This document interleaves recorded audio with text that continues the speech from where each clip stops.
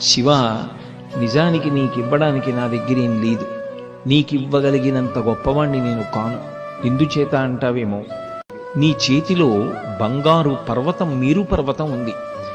నవనిధులకు అధిపతి అయినటువంటి కుబేరుడు ఎప్పుడూ కూడా శివుడి దగ్గర నిలబడి 2 చేతులు జోడించి నమస్కరించి ఉంటాడు.